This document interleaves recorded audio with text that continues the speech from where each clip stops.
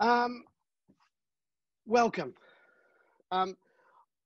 There's a lot to cram in over the next hour. I always put too much information to these things.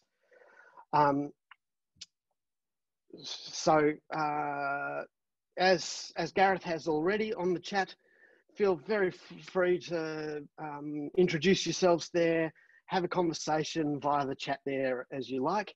Put up questions. I'll try and be referring to that during the session as well. But yeah, warm greetings from the lands that I'm coming from on today, the Wurundjeri Woiwurrung people of the Kulin Nation, who are the traditional owners of the land. And I pay my respects to elders past, present and emerging from this land and the shared space we share today.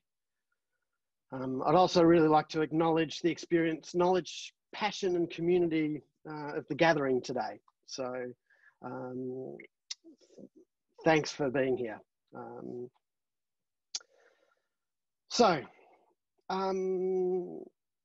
I'm Adam Simmons, presenting this as the Usefulness of Art, which is kind of me. I'm assuming you're familiar with Zoom. If you're not, let me know. If you've got any issues, you can try and speak up or wave. But largely, I'll leave you on mute. You can communicate via the chat. You can unmute and speak to me if you need to. And if things aren't quite going to plan, you can always contact me later and you can just listen and watch and contact, whatever. I will be sending out this as a PDF, the presentation I'm going to do, so that you don't need to, make notes that aren't on my presentation. But in terms of the links, I will be, that'll all be part of of what I send you. So don't worry if you can't read them because they're too small, and I'll send it all out. And if you require a drink or a toilet break, I hope you've managed to take note of where the facilities are, because I'm not quite sure. But yeah, you'll work that out. Look after yourselves over the next hour or so, as you need to. I will talk a lot. I'd like to think that I can try and get through everything in an hour. I don't think I will. But I'm going to give it a good shot, and I've actually made a couple little notes of where I should be at certain times, but I can't see a clock on my computer because of but yeah. The idea will be to try and get through a lot of information, have some time for questions along the way, but more of a, have hopefully 10 minutes or so at the end. I don't want to hold up people too long. But yeah. So, happy to get started? A thumbs up? Yeah. I can't see everybody because I'm not quite sure, but it's just this.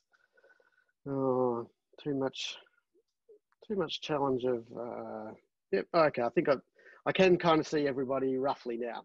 So,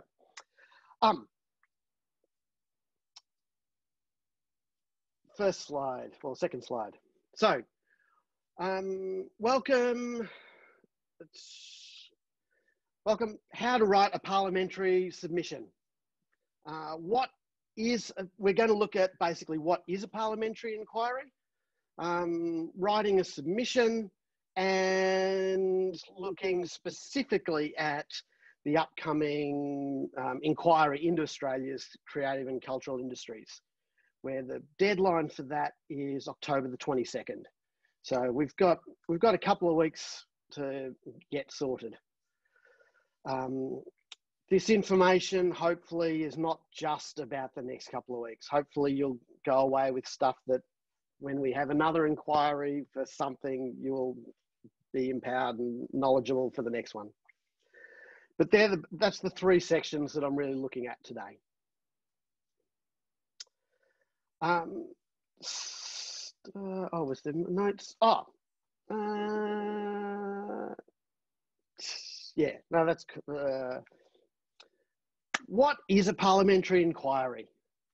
It's basically an inquiry of there's committees at a federal, state level. There'll be committees in councils, and they will be looking at certain topics, areas of interest.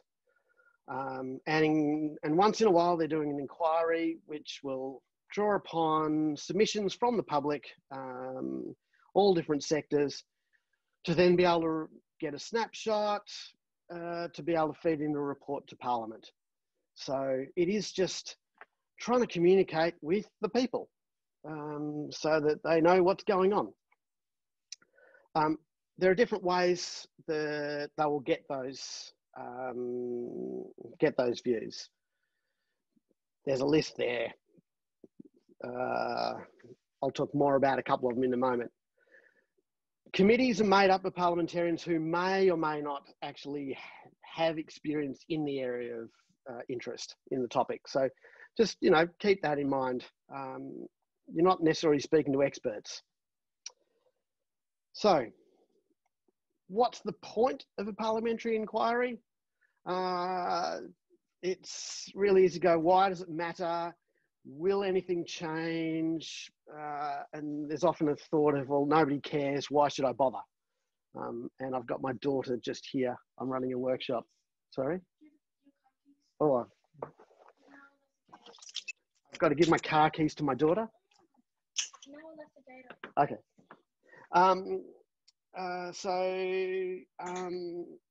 My son left the back door, roller door open. Nobody cares. What's the point in talking to the Parliament and the government? And some may definitely say that if you look at the history of support for the arts over the last, particularly since kind of 2013. But it is an opportunity for us, for people, anybody, to actually speak to the Parliament, the government. It's an opportunity to put your voice forward, be heard. So that thing of, well, nobody cares, nobody listens, this is the invitation to actually get someone to listen. So have a platform. So it's, yeah, I'm cynical about how much, I am cynical about it, but I'm still trying to engage with it, because if we don't, then, yeah, I'll mention more about that later. Who can contribute? Anyone. So if you're connected somehow to the topic of interest, and if you've got something to say that relates to the terms of reference for the inquiry, then you should speak up. And that could be individuals, groups, collectives, organisations, institutions, private or public. You'll see industry groups, you'll see interested individuals, anyone and everyone that has some kind of stake will be submitting. And they might be people with a sort of a contrary view to yours, with different interests. So don't assume that everyone's on the same wavelength as you. In that way, your experience is unique. Don't count on someone else to tell your story. We kind of assume that maybe, well, I must admit, I've assumed at times that there'd be a whole bunch of people speaking maybe to my sector.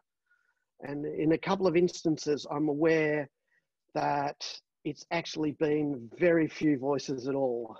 And so learning that, my bit might double the voices talking about my community. It's actually really vital that we do speak up for ourselves and our communities. Don't assume that anyone's doing it for you. So how can you contribute? The easy ways are write a submission. That is open to anyone to do. That's what we're talking about today. Sometimes there will be surveys available. There is currently a survey for the upcoming inquiry. That's one way to do it.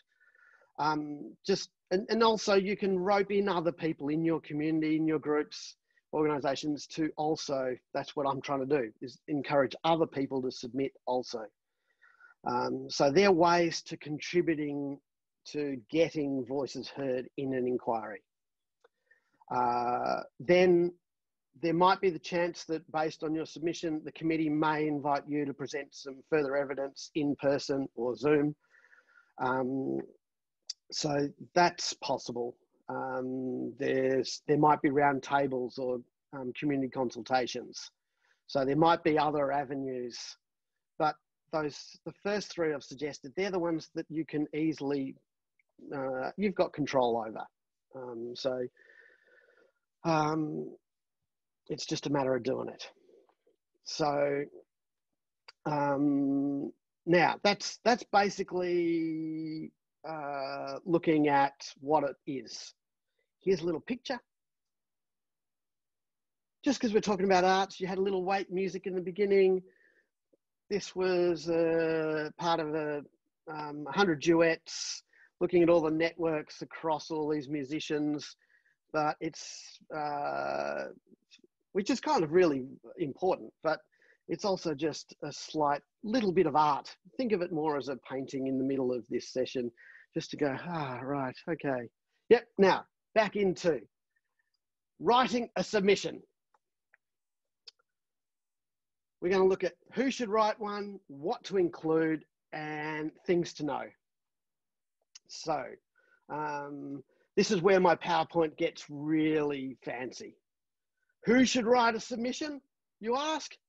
You should. It's like it really, anyone can write one. I've just been going on about the fact that no one's going to tell your story. Just listen to me, do it. You're all here for one reason or another. Today there'll be a snippet while I'm trying to push you in certain directions, but just anyone should contribute.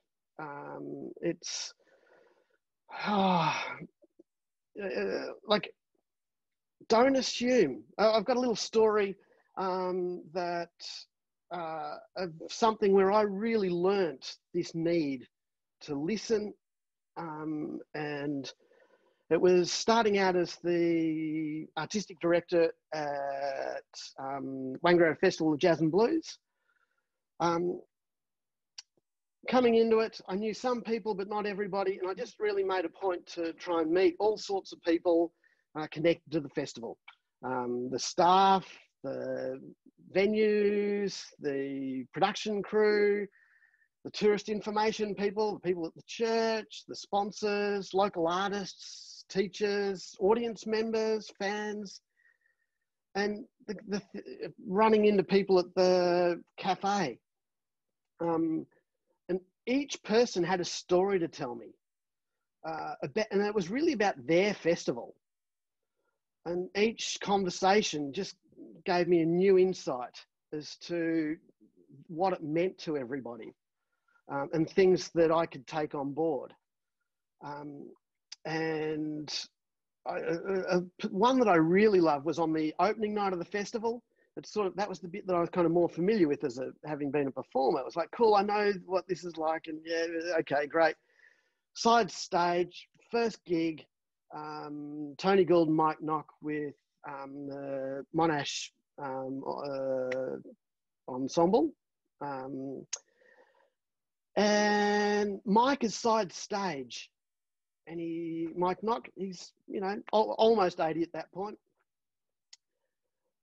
He's turning 80 in a week or two, but he's a real living treasure of jazz. He's played at the festival many times, and he just takes me aside as we're back side stage, and he says, you got to put the chairs here. And I was like, oh, of course, yeah. We had a new production team. They hadn't put chairs for the VIPs and the backstage people that would sit and watch the acts. And I hadn't even thought about it. The production crew had no idea because they hadn't done it before. And it was just like, oh, that's totally what we need. It just helps keep people seated, quiet while the performance is going on, but you're looking after your VIPs. And it was just, it was a real, having that experience, and somebody just go, hey, that. And it was like, cool, now I know that that is something I have to look out for and make sure.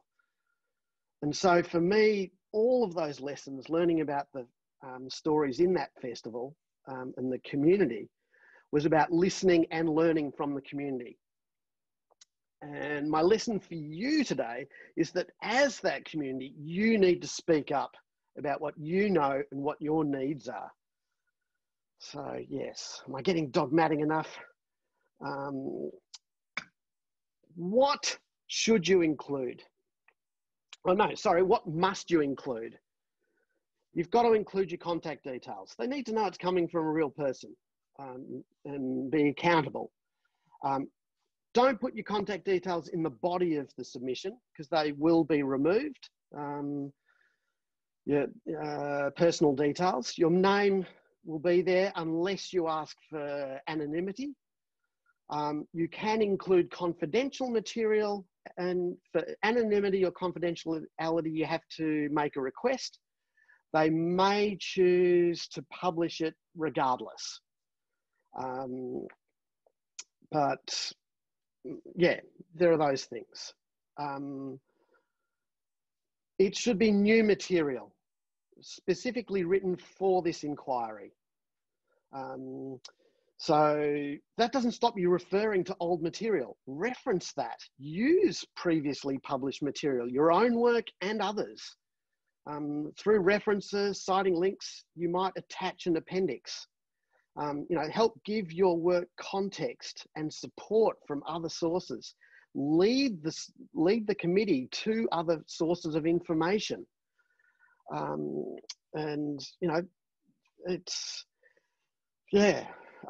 But the submission should be new material.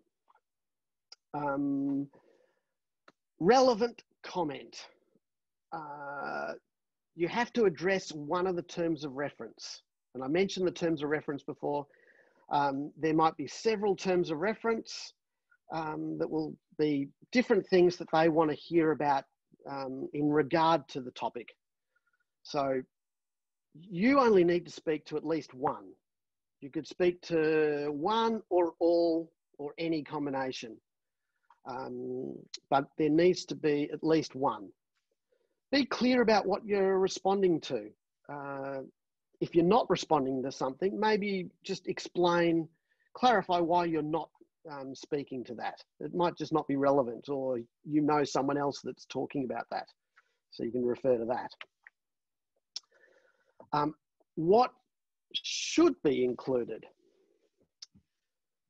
Now, really, having told you what you need your contact details, it needs to be new and it needs to be relevant.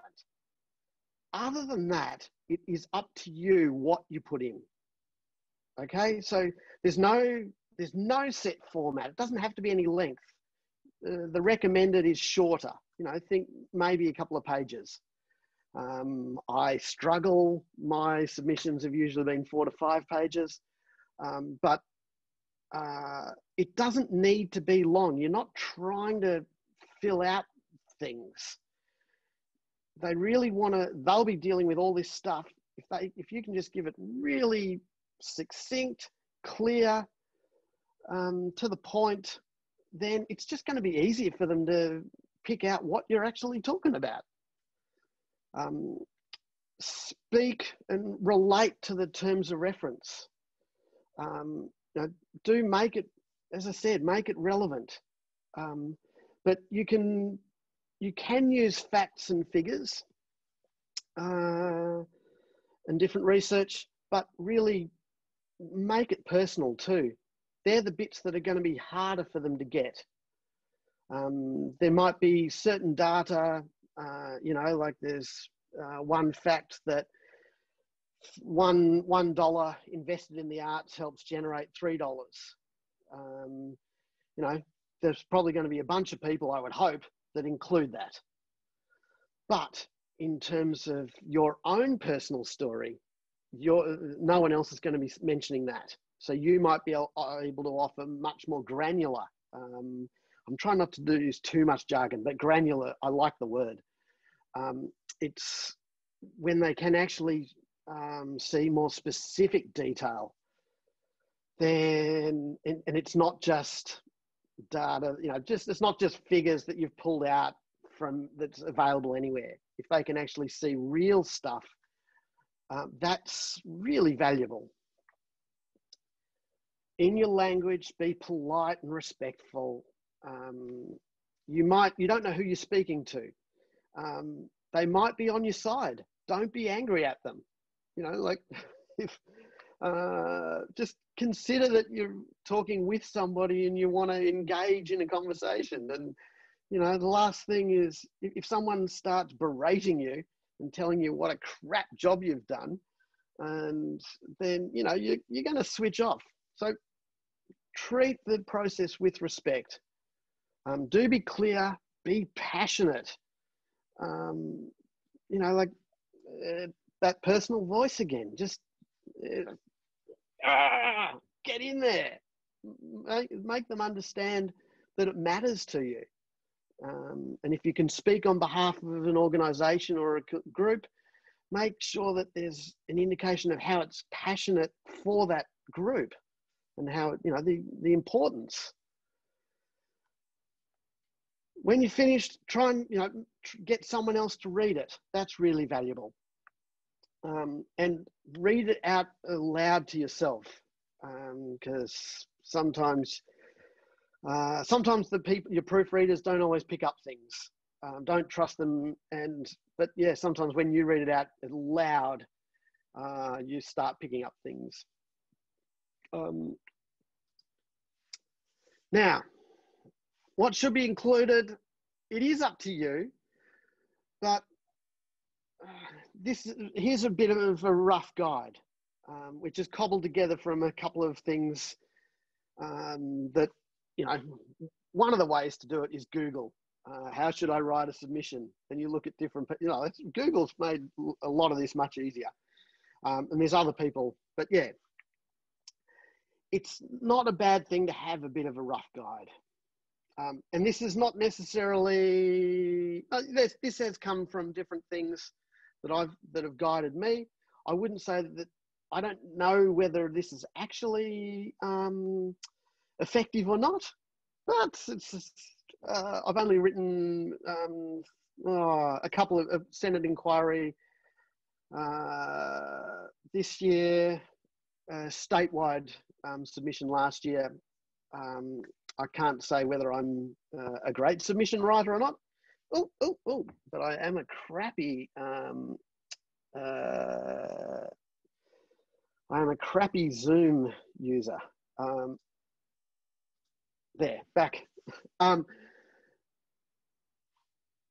Just some ideas of setting it out to try and keep it clear. Headings. Just help signpost things. Be very clear about this is a submission to the inquiry of blah, blah, blah. Do the headings, maybe it's the terms of reference, just simplify those. Or, background, organisation, terms of reference, solutions, recommendations. Just signpost things so that when you're scanning through a document, it's easy to find it. Point form is really good. It's good to actually introduce yourself, put a little bit of background context to who you are, who the group is. Why is this inquiry important?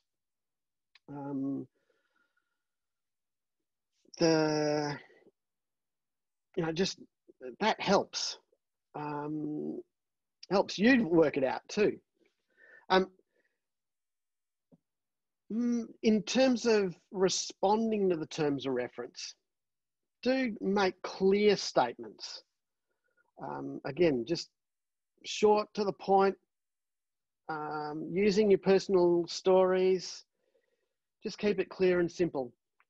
Try and avoid using jargon that they might not get. Assume you're talking to someone with no knowledge of the area, and particularly your area, because you will be speaking in the submission to people from all different backgrounds. Just make it simple to understand, but you know, that doesn't mean dumbing it down. In terms of actual language, you don't have to write, you can just use your language, you know, like you don't have to change it. But what you can do is find shared language just in the terms of reference. So if the terms of reference in the example later, it's about growing, measuring, recognizing, use those words. And that helps you frame your responses. How can you measure something? How can you recognize it? So then that shared language helps the committee see the relevance of your points, and it helps you stay on track when you're preparing the submission. So it's not secret language, special language, it's just making sure you're talking about the same thing. Use other published work, articles, research to back up your arguments. And again, pointing the committee to examples to look at. You know, maybe if someone else is doing something worth knowing about, that might be in another sector or it might be in another country. That might be really helpful for them to know. We don't always have to reinvent the wheel if someone else has done it. But also, we don't necessarily have to sell the wheel. We don't have to convince people of the virtues of the wheel if it is working somewhere else. We can just go, look over there, the car is moving because it's on a wheel. So those real examples of solutions elsewhere, whether it's in another art form, whether it's in the tourism or sports, whether it's in another country, really valuable. Some things to know. Parliamentary privilege. Your submission is protected under parliamentary privilege.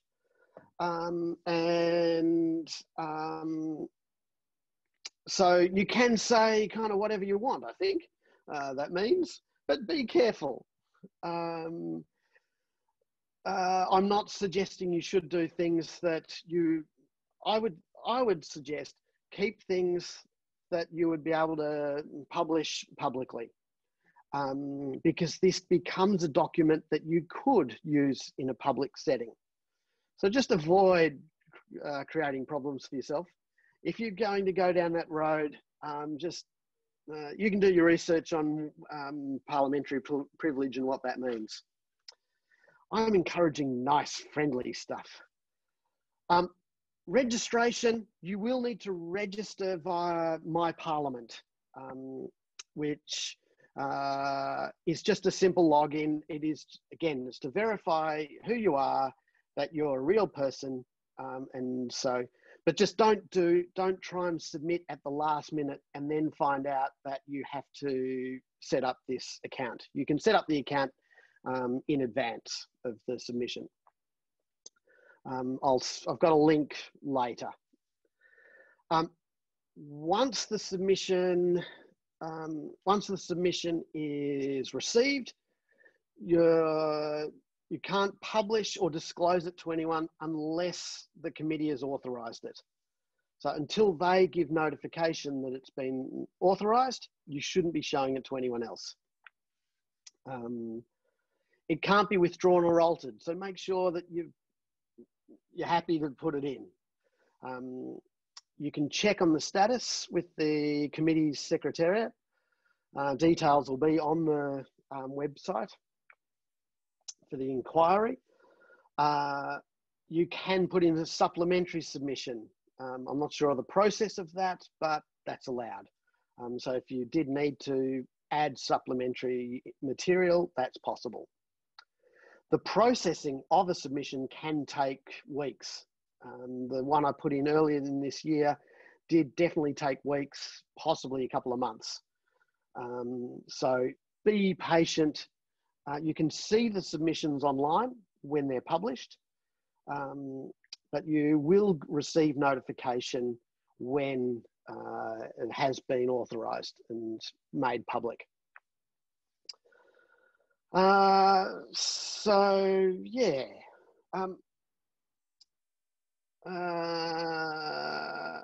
that's basic. That's a whole bunch of things around writing a submission. That's a nice little picture of people in a community playing music. Remember, most of us, I'm assuming, are probably involved in the arts, or you're involved in community, or you've been in a building, or you've worn socks, or you've something. There must be something in here that relates to you, just to take you outside of your brain for a moment. But I've distracted you. Do you have any questions at this point? Henk, yep. You can unmute yourself if you like. Yeah, okay. Yeah, all good stuff. Maybe a couple of comments. I've made submissions myself, you know, to parliamentary committees at a Victorian level. To keep it succinct, and of course they have an executive summary page at the front, because members of parliament in committees, they get so much stuff coming across their desk, you know, heaps more than you and I even do. So that is one thing. The other thing is, it's very important to know that you send your submission, a copy of your submission, to your local lower and upper house members of parliament, whether you're doing it at a state level or federal, depends on what the submission, to whom it is. That is, I think, very important, and you know, even if these members are not on the committee, that's just all I wanted to say at this point. People shouldn't forget to make sure that their local members are put in the picture and put to use wherever possible.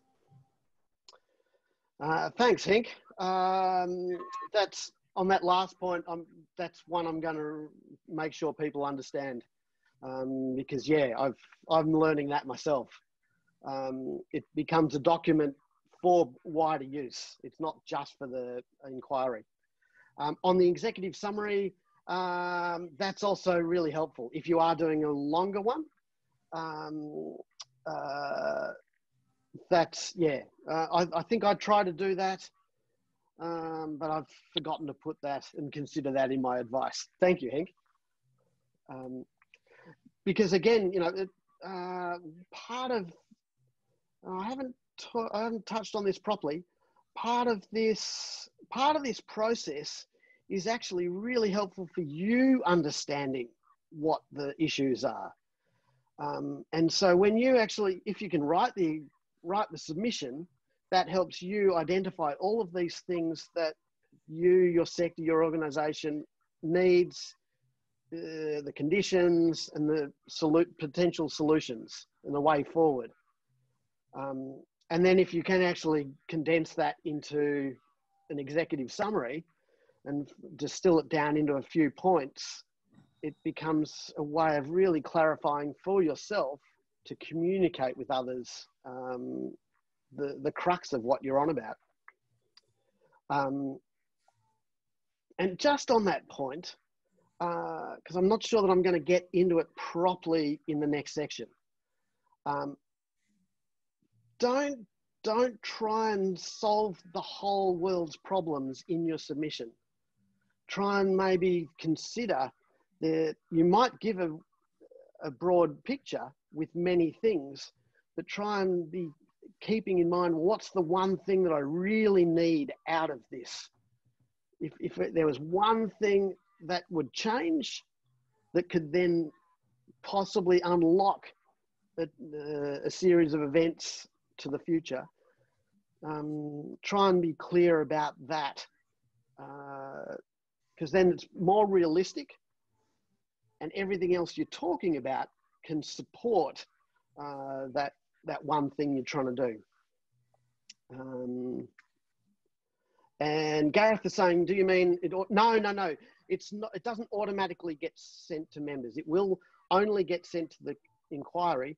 Henk is suggesting that we, if you've written it, then you send it to others.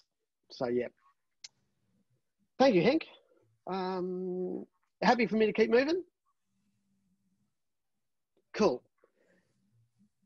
Now, in the next couple of weeks, we've got the inquiry submissions stop, deadline is 22nd of October. It's the inquiry into Australia's creative and cultural industries and institutions. I have provided a bunch of links for you. Quite a bit of the information that I've given you actually comes from these links. So there are official details. You don't have to rely on my hearsay. You can actually go and see all of this information laid out. So the government are not trying to make it a secret. You know, they are trying to help. It is there, and it kind of is just engage. The main homepage will have, for the inquiry, will have the main links. It's got general information about how to make a submission, how to lodge the submission. That's how to lodge a submission is where you will find a registration link for your My Parliament account. The inquiry survey, I would recommend that you contribute to the inquiry survey. I've put the link here. On the home page, it just kind of says, the text is, an online survey is also available and can be found from here, colon. And it's kind of like, where? And it's actually, you have to click on here. So it kind of, as a hyperlink. So it's sort of not, it's not easy to find. Yes, if you didn't, all of this, Sue, that all of this will be sent to you as a PDF. So you'll be able to access the links on that. And so there's no need to be trying to read and trying to make this easy for you. So yeah. Oh, and actually I've written a little note at the bottom here for myself on my PowerPoint saying, remember, I will be sending you a copy of this presentation as a PDF with all of these links. So yeah, I preempted your question. It's good teamwork. Do the survey. Speak about the arts. That's one way that they'll get a snapshot of what's going on. Do a submission as well. Back it up. It gives you double your opportunity to speak. The terms of reference. These are the terms of reference. I'm not going to speak about all of these today. I'm trying to tell you how to write a submission more so than what to write for the submission. But just, they are on the website, but just so you'll have it, that'll be in your document when you get it.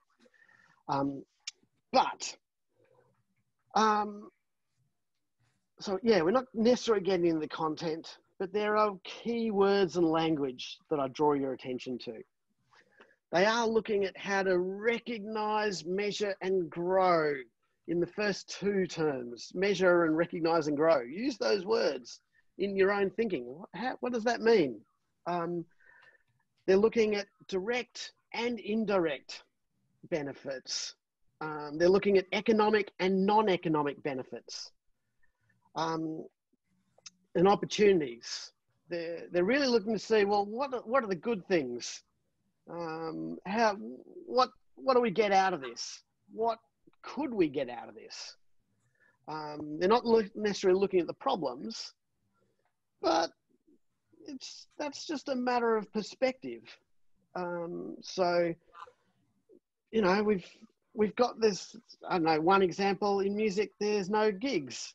So there's no gigs, but what are the opportunities, or what are the benefits of gigs? Don't just go on, we've got no gigs, we've got no gigs. Talk about the benefits that we get from when we do have gigs, and that talk about the benefits that we will gain by supporting gigs to happen. So just find that way to turn a problem into, well, what do we get from dealing with that problem? Those first two, I think, are really interesting because they offer the chance for us to consider, it is direct and indirect benefits. It is about non-economic benefits. It's talking about community social well-being, national identity. Too often, the arts is put through an economic lens, because that's the one that politicians at different levels will see as the easiest way, or that arts workers, council workers, will see as the easiest way to get traction. If we can help understand that it makes money, then there'll be value in it. But that's why, you know, for me, that's a problem. And that's why this inquiry is discussing the creative and cultural industries rather than simply arts and culture. It is kind of, when you're talking about industries, that can overlook the less tangible and the more indirect, the non-economic benefits. I think during the pandemic, the curtain's actually been pulled away from that to see how everything is really interconnected, except that now we can see just how rickety the scaffolding is, of how everything's held together. So I'm feeling that this is an opportunity to try and talk to a government that really is not seeing that bigger picture and those connections. This is a chance for us to tell them, but also for us to recognise and for ourselves how a much more 360 whole of ecosystem view is necessary. It's not just necessary for the arts, because of the way that we do connect in with tourism, hospitality, education, well-being. You know, like those sectors are suffering because of us suffering. It's all interrelated. So I'm hopeful that even if the government don't do anything as a result of this inquiry, I'm hopeful that there will be a body of work that expresses these kind of ideas, and that if we can sow some seeds now, then I wonder where that will go. So now I'm getting a little more into maybe some approaches you can take. But yeah, just thinking about those words, thinking about how that works. Third one, best mechanism for ensuring cooperation between different levels of government. Are there bodies that are speaking for you, organisations? Could they do with more support? Are they effective? Are there examples in other sectors that might serve as a model? Is there nothing available? And what kind of opportunities are there for one sector partnering with different levels of government and their kind of objectives? So how can we communicate? I think that's, for me, I feel that's one thing that's been really lacking, is this communication between the arts and government.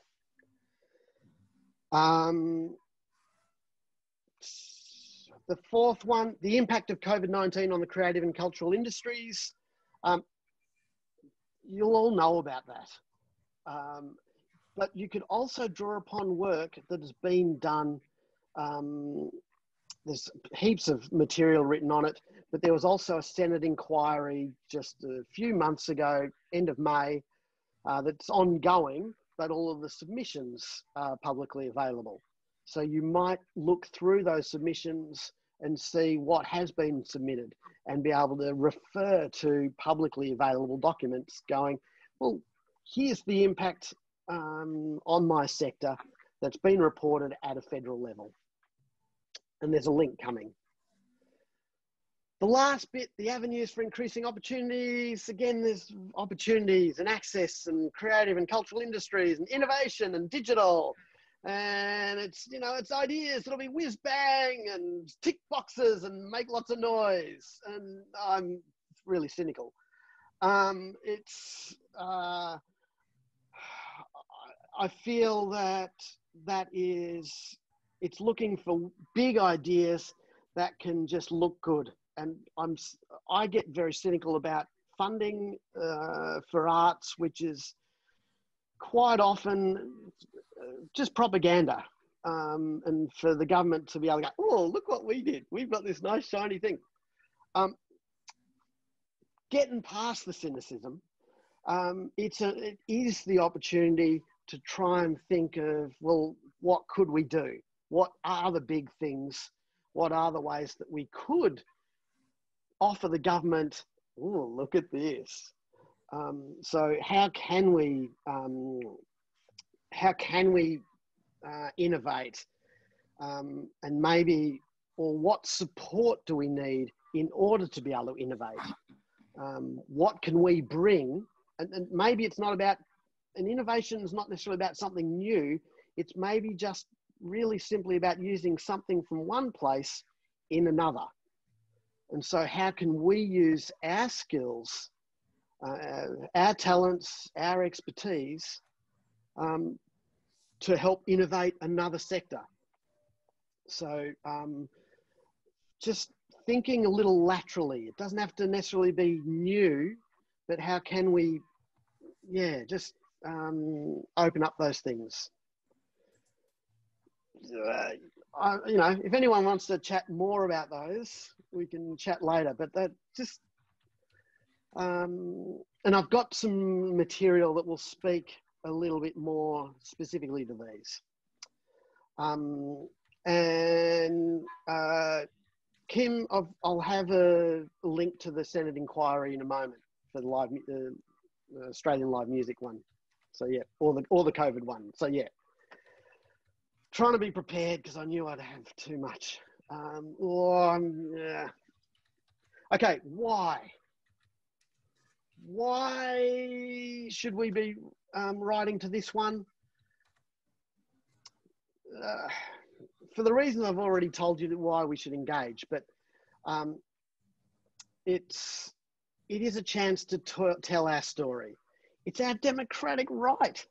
You know, as part of this community, we should be contributing. We've got just as much right to be heard as Rupert Murdoch. You know, you might argue whether we've got more. There is power in numbers. This is about votes. If there's actually enough people jumping up and down and making enough noise, then they start listening. And you can get people, you know, people that are against you might go, all right, maybe we need to do something. People that are with you will go, oh, good, cool. Well, you're giving them the power to do something. The people that are against you, maybe you can go, well, look, you know, you help us here and that's going to look good for you. You know, there's different ways to play it. Work on all sides of the political game. Don't assume that one side of politics is necessarily any better than the other. That's another story. But just try and find a way to work with people and find those shared things and help them understand what the value is and then work together. you're also, it's not just about the inquiry. I talked about it just before, but it's also looking at your situation and considering what your future could be. And this creating of breadcrumbs and sowing seeds. You create a trail of breadcrumbs so you can see where you've been. And once you've done this one, then the next time an inquiry comes up, you'll be able to use that as a reference. And then the next time you're starting to build up this body of work and you go, oh, I was here. Oh, I did that research. Oh yeah, cool. Well, I don't have to say that again because I can just refer to it. And so you start getting a better picture to be able to build up this body of work that backs you up and potentially someone else can reference. And you're sowing seeds.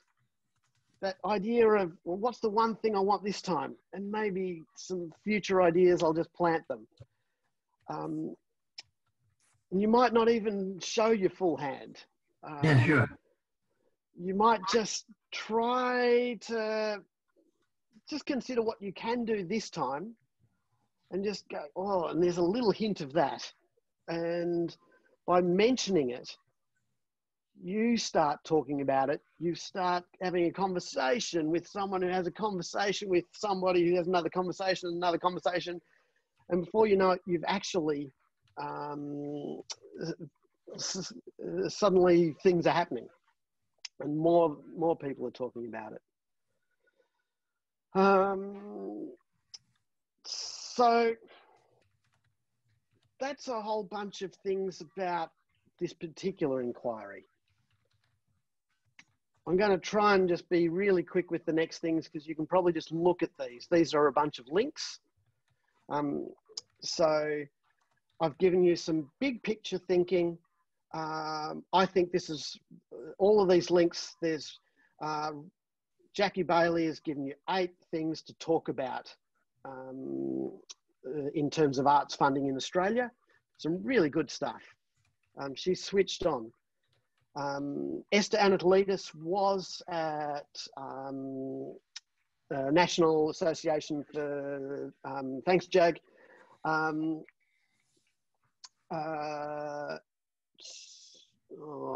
reading the note. Esther Anatolidis, the National Association for the Visual Arts Advocacy Program was a 16-week program, which was fantastic. Speakers from all sides of politics, really interesting stuff. That's all available as vodcasts and transcriptions. She's also running a blog, and the article that I've linked you to here is specifically on this current inquiry, including background on all of the committee members. So you can see there's one who I think has played saxophone and studied music. And you can see the others who may have very little arts experience. But you can see who they are. The New Approach is a great think tank that's doing really good work, and they've just released a working paper before they're meant to be doing it in order to help us as an arts sector to speak to the submission. I humbly have the Usefulness of Art blog. There's a piece based on the duets I did a number of years ago and looking at the networks and trying to call for a different way of funding, and that rather than just funding more the stars, more the ones that stick out, venues, big achievers, the network, actually the connecting points between those nodes, if we can fund those more, they become the things where the cash flow through a network happens. So maybe there's a different case for funding. So there's a few ideas. Here's 3 previous inquiries. Roughly the impact of the 2014, I've missed a space. The first one is based around the Brandis cuts and the Catalyst program. I can't see the submissions they don't seem accessible, but you can get the latest, you can get a copy of the report, which suggests there should be a national arts and cultural policy implemented. We have not had one implemented since 2015. There was going to be one in 2013, but it got squashed because of the change of government. The Australian music industry one was done last year. So you'll be able to find references there and submissions report. And then this year was the impact of the government response to COVID-19. Not specifically the arts, but a number of arts organisations have contributed to that. So yeah, more if you're just looking for some big numbers around arts stuff in Australia, you've got the Audience Outlook Monitor, which is looking at how audiences are coping with COVID-19, which is run by Australia Council and the group Pattern Makers. You've got Australian Council electoral profiles, which means you can look at your electorate and look at an arts profile, as which your local member is probably unlikely to be aware of. So you can talk to your electorate about stuff. There's on a local government level in Victoria. Thanks, Annie. On a local level, you've got the Victorian Cultural Dashboard, which is another resource where you can look in arts funding and arts activity in local governments. That might be more information than you need, but I'm just putting it out there. And this might be, you might not use it this time, but you might use it for next time or for other advocacy. More specifically for the jazz sector, I've done a couple on behalf of the jazz sector on my blog. Currently, I'm working, I'm getting too distracted by other things, but I'm trying to put together a draft submission by mid this week. So been crowdsourcing data. You might be interested in this because I've also just put some links. You can click on different articles on links to other advocacy things. Some of the links that I've put here anyway. The Music Trust has got its knowledge base, which has some things, some research into jazz.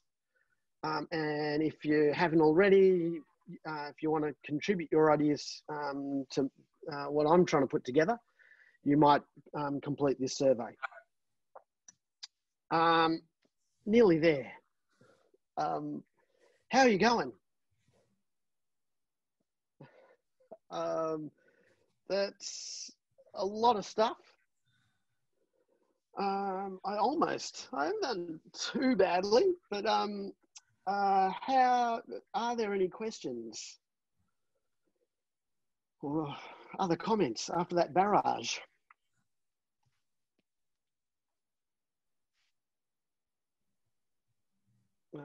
Hank's mentioned here about the Treasury bean counters have by and large limited understanding and notion of the multiplier impact expenditure in the creative sector. Yeah, and that's, there was something I read the other day where apparently $1 million will help fund 9 jobs in the arts, but it was like, depending on the sector, it was like, you know, maybe that's only generating 1 or less than 1 job in other sectors.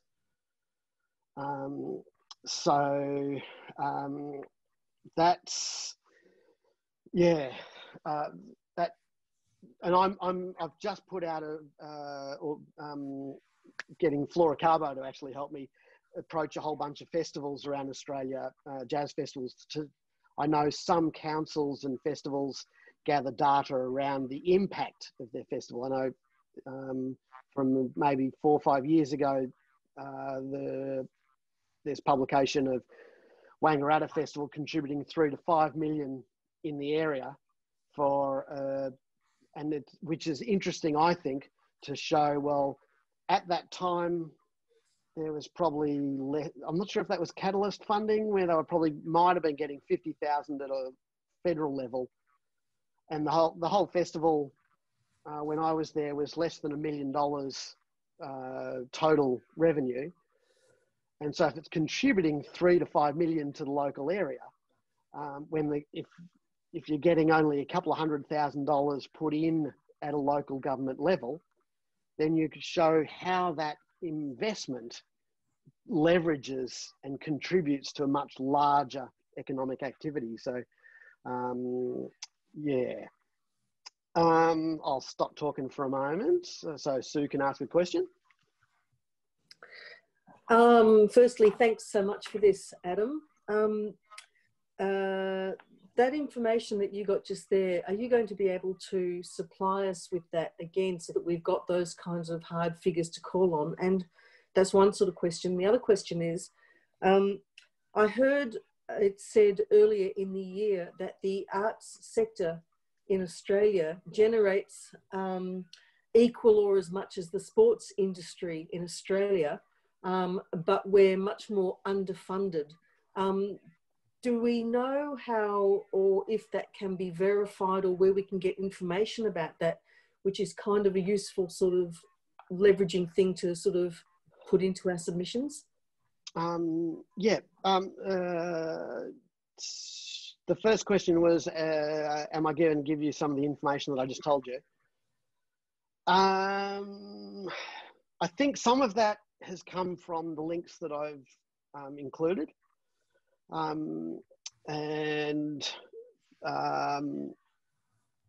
So yeah, and if particularly, I think Esther Anatolidis will lead you in certain directions. Jackie Bailey's will lead you in certain directions, and you can hassle me and I can find some more links. And there are some up on that jazz mural thing as well. So feel very free to hassle me and go, now, there was this thing you were talking about. What was that? Because I might not have included it. Or if I did, I might be able to go, oh, yeah, that's the one, actually. So, yeah.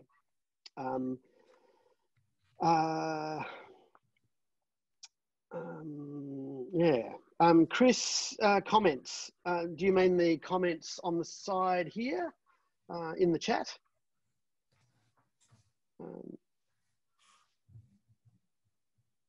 Yes, cool. I will do my best to make sure that I print out a copy. You could also print out a copy, but I'll try and print my copy.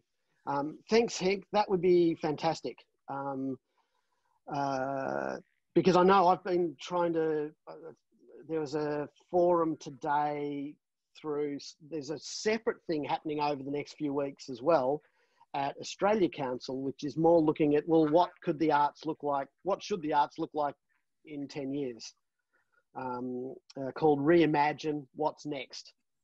And one thing, and I know you'll be more than aware of this, Hank, but one thing that I'm trying to push is we need non-competitive funding, especially for international travel in Australia, for Australian artists, because there are countries like Denmark or Nordic countries, France, Netherlands, where the funding for international artists can be more about jumping through the hurdles. And then when you've jumped through the hurdles, well, you get the money. Whereas in Australia, you jump through the hurdles and then you've got a 15% chance of, against everyone else, of getting it. So being at Jazz Ahead in Bremen, the number of people that come up to me and go, oh, if you give us 3 gigs, we'll be able to get the funding. Whereas in Australia, it doesn't matter how many gigs I get, I still am at the whim of a board going, well, you know, or not so much the board or the panel, there's just a lack of money to hand out and support it. And so it's competitive. So, yeah. Thanks, Gareth. Much appreciated. So, the second question, economic generation.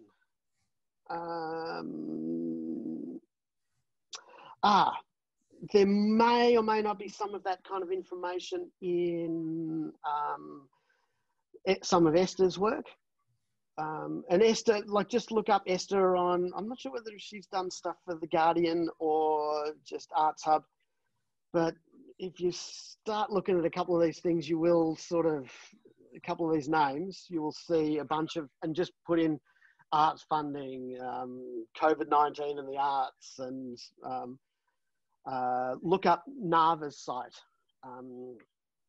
There's one of the challenges though when comparing these figures, and Jackie Bailey talks about this in the article. Her 8th point is don't overstate the case for the arts. The problem, one, you know, if we are talking the arts, we're not talking frontline health. You know, there's a reality to how serious or the part we play. But there's also a thing where the figures, often there's the figure, you'll see it put all the time, of around 111 billion, that is the GDP value of the arts sector. I think it was John Daly, maybe ex-CEO of the Grattan Institute, that said, just disregard that figure, because if you actually added up all of the sectors that calculate their GDP, then our economy would be the size of the US. And that Treasury knows that. Treasury knows that there's sort of a lot of puffing up of the figures. So when we quote those figures, that we're already on the back foot, because they know it's smoke and mirrors. But do speak about the sports. You know, that's not to say don't speak about sports and the arts. I feel that the arts has this problem where we have this disconnect between community and elite. And elite is bad, community is bad. You know, it's like, it's all like, there's just this disconnect. We don't celebrate high art. And we don't necessarily, you know, we'll look down on community art making.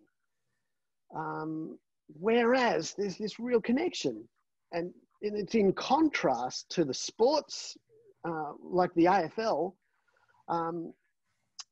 They really support grassroots development by subsidising the training for kids at Auskick, and then that feeds in to elite stars, and that they're creating an audience base as well as a talent pool that gets developed, and it all connects. Whereas in Australia, that doesn't happen. But we have no problem in celebrating our sports stars at an elite level.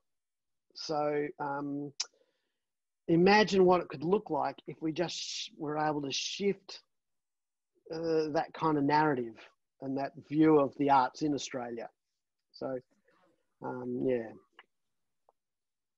Excellent points made there, Adam.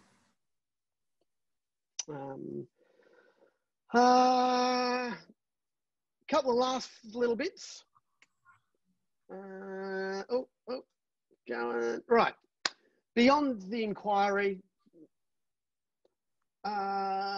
this information I hope can be used at local, state, or federal government level, and potentially in other things as well. So it's not specifically for this. As Hank suggested, share it with your local MPs, state, federal. You know, use this document to spread around and get your ideas to a range of people. Send it to an arts minister. I've been able to get some good traction with my state and federal member by being able to talk about, well, I've submitted this, here's a copy, and I've done this article, and now I've done this, and build a relationship with your local members. So see it as long-term, sowing seeds. Share it with other organisations so they know what's going on. and that you can get feedback. Share it, just amongst your community. It starts, putting ideas on paper starts to start solidifying them, and you're building up your library of, that bank that you can draw upon. And don't forget, once you've put it in, look out, and hopefully there'll be a report sometime. You can see what they came up with and whether they actually included anything, and see what the recommendations are. And then, when you look at the Brandis one going, we recommend that you put an arts and cultural policy, and you thinking 5 years later, and there's articles being written, we need an arts and culture policy. And, we've had too many arts ministers that have just done either negative or nothing. Do see the result. Make sure that you do follow up on that. So, usefulness of art. These are things I do. There's contact details. There's little links down there. There's a possible link if you want to subscribe and shout me a cup of coffee once a week in a virtual sense. If you wanted, some of you have donated, very kind thanks. You can also just do a flat out donation via paypal.me/fatraymusic. But I should do the ask. But really, thanks for attending today. Thanks for putting up with the barrage. I'm hoping that this does give you information and some enthusiasm to put together your submission for you, your community, your organisation for this upcoming inquiry. So yeah, that's about it. If anyone wants to hang around for another minute or so, I've got a little video I could play you if you want some art. But yeah, I'll finish there. If anyone has any last little comments. But thank you. Thank you very much. It's been a informative and stimulating talk. Thank you, Adam. Thanks for the contributions. And thanks, Adam. If you can find those bits from Denmark, that'd be great. Thanks, Kim. Adam, are you open to being contacted as we go through the process if required, or what have you? Yep. Okay, that's great. No just on a very quick realisation, I think that I did contribute to a parliamentary inquiry a few years ago when I was a member of Bike Safe with a different hat on, and I made a in-person submission to the people, and it was all about the minimum passing distance laws, passing bikes. Right. And it's a very clear example of what you're saying, is that although this was done a couple of years ago, just recently now in the Melbourne area, it seems that now it's starting to come to fruition, it's starting to happen. So that's sort of frustrating at the time. But just another thought regarding this, I understand you're talking about sharing what we write, but then also, I guess we can't really do that until we get the authorisation from the committee that it's sort of safe to do so, yeah? Do you know what I mean? Yeah. But, but if that's a few weeks or a couple of months, then that's totally fine. It does become something that can be, I'm using work that I've done over the last year, particularly the last 12 months or so, and some of it earlier, that will be able to inform and back up what I'm about to do. So, and I'm kind of going, oh yeah, cool. I've actually done that. Oh, right. I don't have to redo it. So, yeah. Yeah, great. Fabulous. Cool. Well, thank you. Thanks, Sue. Play music too. Who, me? Yeah. Oh, remember to do that. Oh, I haven't. Most days, I've got something funny to tell you about that later. Good. Actually, something I might give you a call about that you'll have a little giggle about. I'll look forward to it. Does anybody want a little video?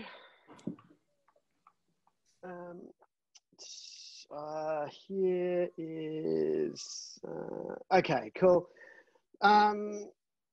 This is it's just a little introduction to a new graphic score. This is just to show off the score rather than the music, but there's a little music. So it's a minute or so. So yes, just something, because we are talking about art and life and community. Here's a little something.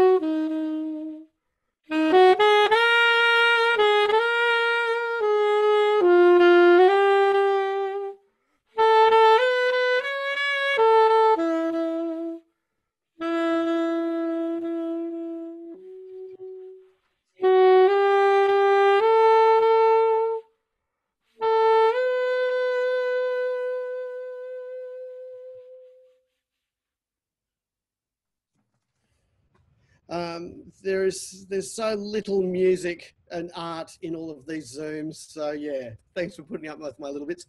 Thank you all for attending, and I'll send that stuff out. And yeah, if you do have any further questions, don't hesitate to hassle me.